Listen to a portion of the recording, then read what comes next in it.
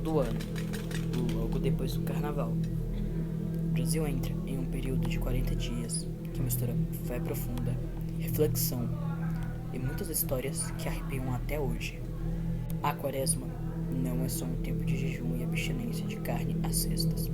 Para milhões de católicos é um convite à conversão do coração, mas no imaginário popular brasileiro, especialmente no interior, também ganhou um lado sombrio. Lobisomens mais ferozes, procissões de almas penadas, mulas sem cabeça galopando no escuro, e superstições que faziam as crianças dormirem mais cedo. Neste vídeo, vamos entender o que a Igreja Católica realmente ensina sobre a Quaresma, quais são as lendas que o povo criou ao longo dos séculos e, o mais importante, como as pessoas vivem com isso hoje em dia. Iremos descobrir com reportagens e depoimentos reais. Prepare o coração e talvez a lanterna, porque algumas histórias vêm da madrugada. Bem-vindos à volta do canal Iago Golden.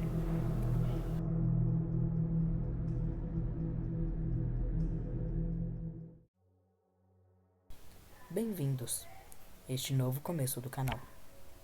Eu sei que faz tempo que eu sumi e que faz tempo, devem fazer alguns anos que eu não posto mais vídeo, mas estou de volta, como vocês perceberam. Eu espero que vocês gostem desse vídeo porque deu muito trabalho. Eu entrevistei minha família, minha avó, minhas tias que vieram do Belém. No dia que eu tô gravando o vídeo, esse áudio, elas vieram do Belém. Eu entrevistei elas, aí tem algumas histórias bem divertidas que elas contaram, que não são exatamente da Quaresma, mas são desse estilo mais de... como eu posso dizer? Desse estilo mais de folclore, sabe? Mas enfim, eu espero que vocês gostem do vídeo. Esse começo do vídeo eu vou explicar o que é a Quaresma, então fiquem com o vídeo.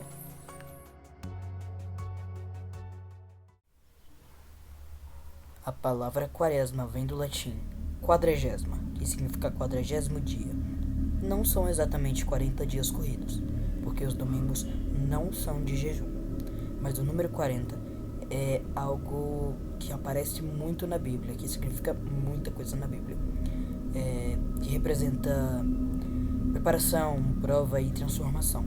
Tipo, os 40 dias, pelo que eu pesquisei, os 40 dias que Jesus passou no deserto, jejuando e sendo tentado pelo diabo. A prática da Quaresma se consolidou no século IV, após o Concílio de Niceia, que, se eu não me engano, aconteceu em 325 d.C. Antes, a preparação da Páscoa era mais curta, preparada em 3 dias. A igreja ampliou para dar mais tempo, um tempo suficiente para a conversão, especialmente nos... como que pronuncia essa palavra? Catecúmenos, eu acho que é assim. Pessoas que iam se batizar na vigília pascal.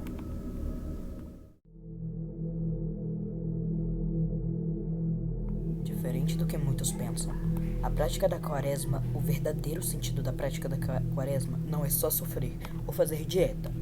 É tempo de conversão, mudar a vida para melhor. Na igreja, propõe 3 pilares, pilares ou colunas. Não muda muito a forma de fala. Oração, jejum e abstinência, esmola e caridade. Os ritos marcantes da Quaresma são a imposição de cinzas, as missas mais sóbrias, sem glória e aleluia, a campanha da fraternidade, que todo ano tem um tema social como moradia digna em alguns anos.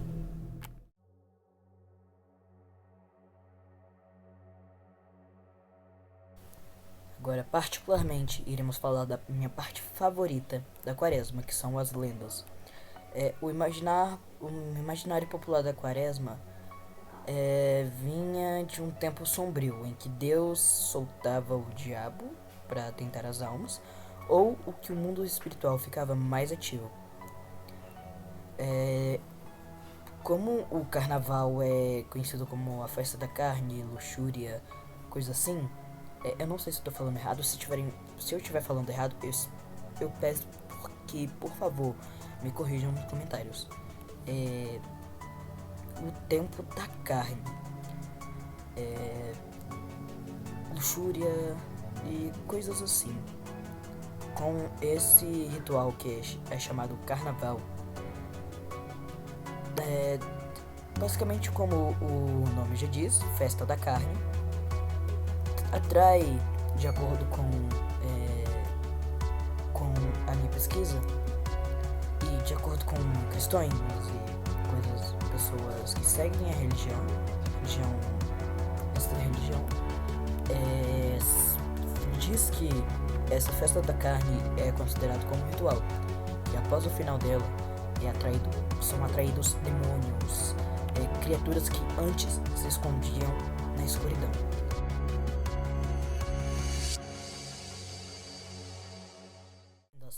As lendas geralmente têm um caráter punitivo, castigam quem desrespeita o jejum, ou o recolhimento, ou os mandamentos.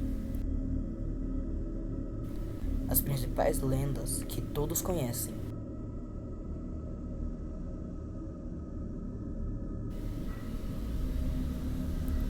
No Brasil, ele não se transforma na lua cheia, mas nas quintas ou sextas-feiras. Durante a quaresma, a maldição fica mais forte. A lenda do lobisomem, ou o licantropo, não é brasileira de origem. Ela vem da Europa medieval, com raízes até em mitos gregos antigos. Chegou no Brasil com os portugueses no século XIV. No folclore europeu, a transformação acontecia na lua cheia. Aqui no Brasil se adaptou para a realidade rural. O lobisomem vira nas quintas ou sextas-feiras, e na quaresma a maldição fica ainda mais forte. Muitos diziam que ele se transformava todos os dias neste período. De acordo com a lenda, a vítima mais comum é o sétimo filho, homem consecutivo de uma família, ou, em algumas versões, filho de incesto ou de pais que não batizaram os filhos. Durante o dia, ele é um homem normal, mas à noite tira a roupa em um lugar chamado espojadouro, onde os animais se deitam, rola no chão e vira um lobo feroz que ataca gados e até pessoas. Mas por que especificamente na quaresma? Na quaresma é porque esse é o tempo de maior vigilância moral.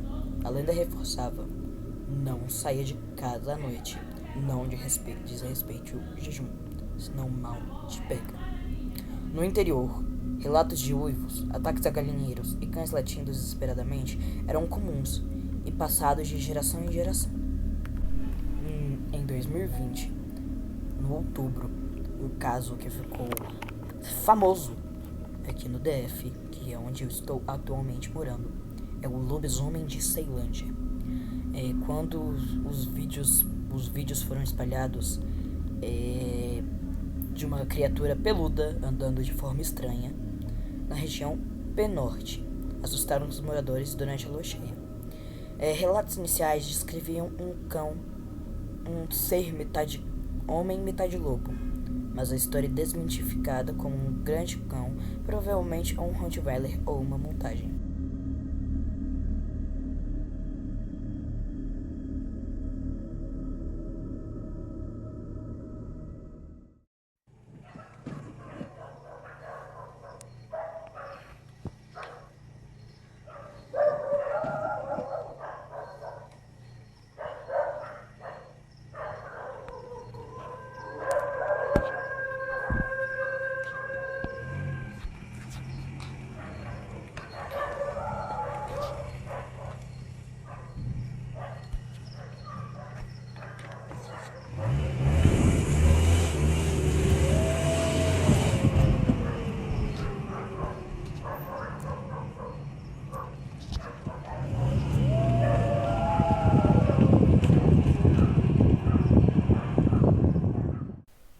Gente, olha, em minha concepção, esse vídeo me assustou só um pouquinho porque, cara, é tipo no estado que eu moro.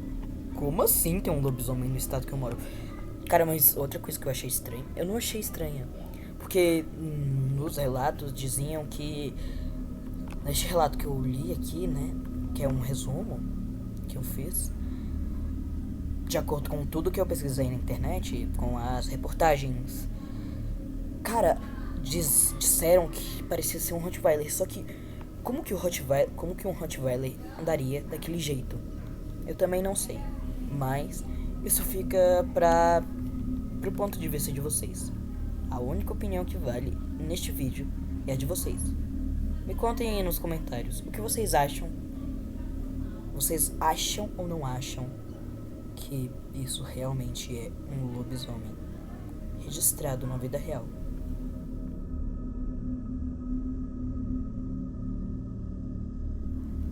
Essa lenda tem raízes mistas.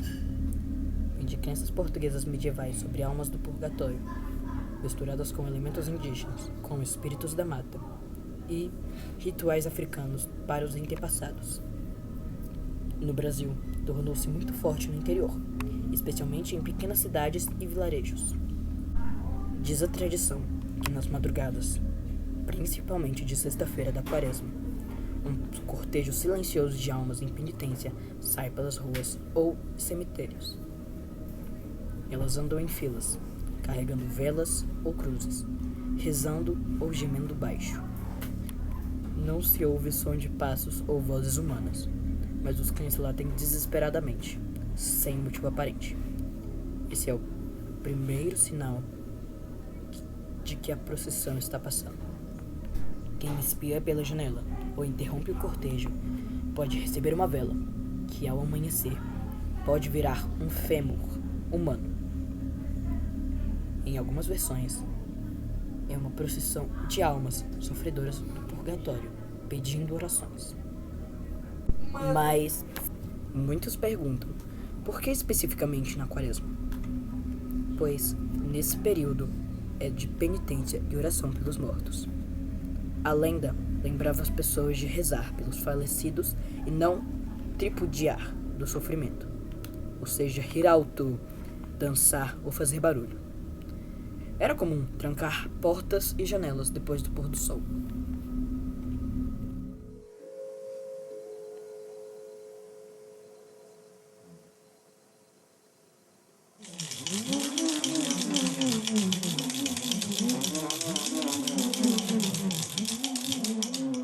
As casas de primeiro tudo tinha cruz. Nós ia só onde tinha cruz, né?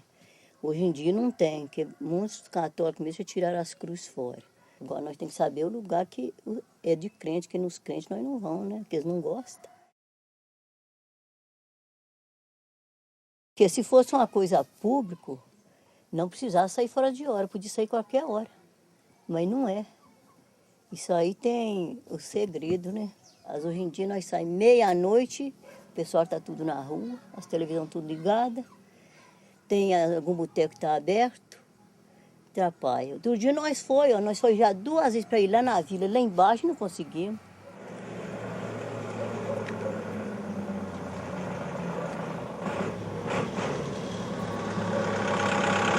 Minha avó sempre falava que não podia mesmo abrir janela, não deve de abrir, e muitos abrem. Não deve de olhar, mas alguns olham assim, né? Minha avó falava que a gente via as coisas, quando olhava para trás assim, né? Diz que via as coisas, né? Que não precisava da gente ver.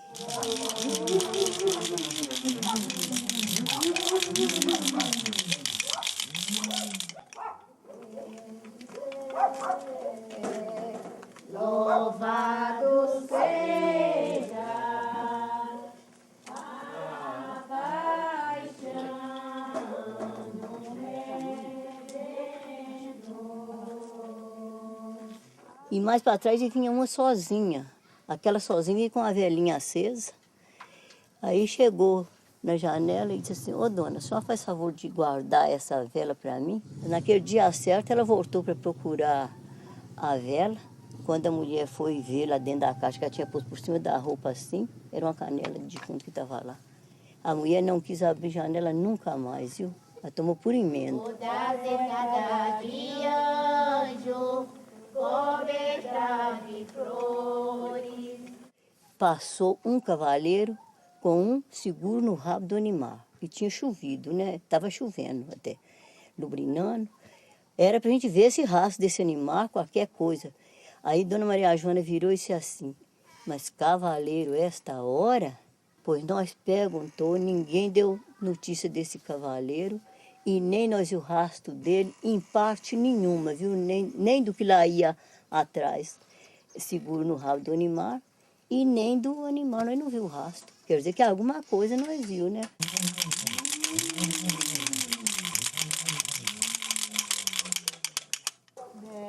Bendito é, louvado seja a pátria do Redentor.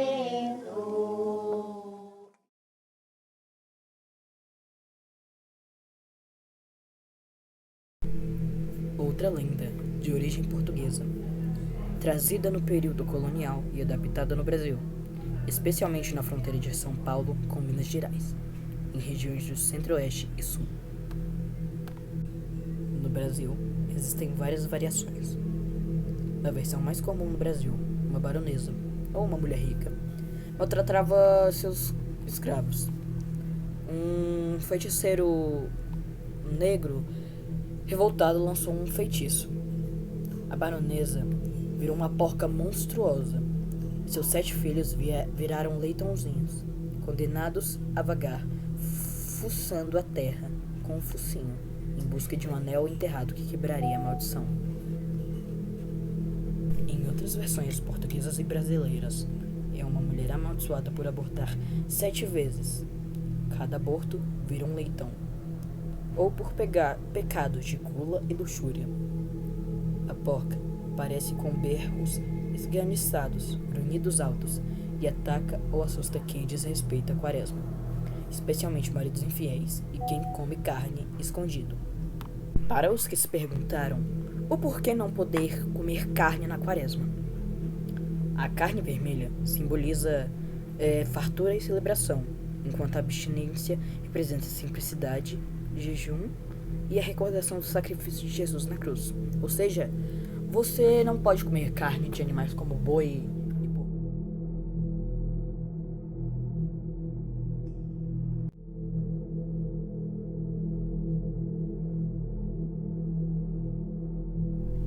Lenda de origem europeia, portuguesa e espanhola, adaptada no Brasil.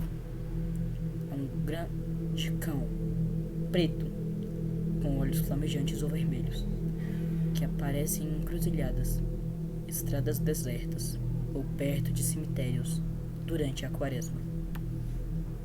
Diz que ele é uma manifestação do diabo, um espírito guardião que ataca quem anda fora de hora ou quem comete pecados.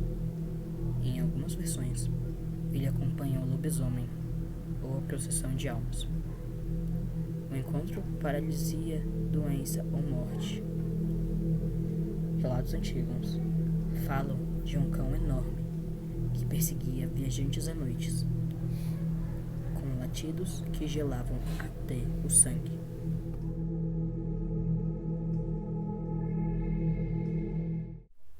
Muitos de vocês, os que têm avós ou avós, se vocês perguntarem para eles se eles tiverem morado no interior, provavelmente eles vão responder que essas superstições durante a quaresma realmente existiam. Caso vocês estejam em dúvida que eu tenha inventado ou não estas lendas, perguntem para os seus avós ou avós sobre o cão da quaresma, a procissão de almas, a porca e os 7 leitos. Com lendas assim que eu falei no vídeo. Se vocês perguntarem para elas sobre as tradições, como as que eu vou falar em seguir, provavelmente eles vão saber sobre essas superstições, porque eram muito comuns no interior. Ok. Primeira superstição. varrer a casa, para não varrer Jesus ou a sorte. Não lavar cabelo, nem tomar banho em rio ou cachoeira. O diabo poderia puxar a pessoa. Não namorar, não dançar, não rir alto, ou fazer barulho. Seria tripudiar do sofrimento de Cristo. Pena, rabo de burro, ou pés de bode, ou outra maldição.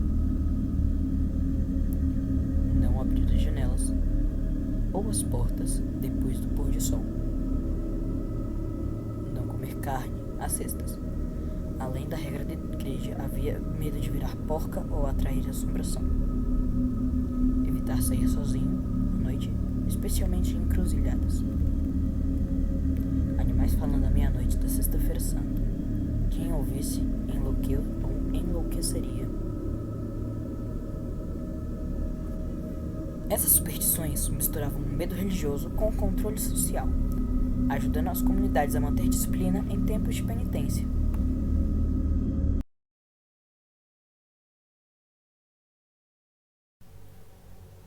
Todas essas lendas e superstições fazem parte da nossa cultura popular brasileira. Elas nasceram da necessidade de explicar o desconhecido, educar pelo medo e reforçar valores morais em uma sociedade rural e religiosa. Mas a Igreja Católica sempre esclareceu: a Quaresma não é um tempo de assombração ou terror. É tempo de graça, reflexão e preparação.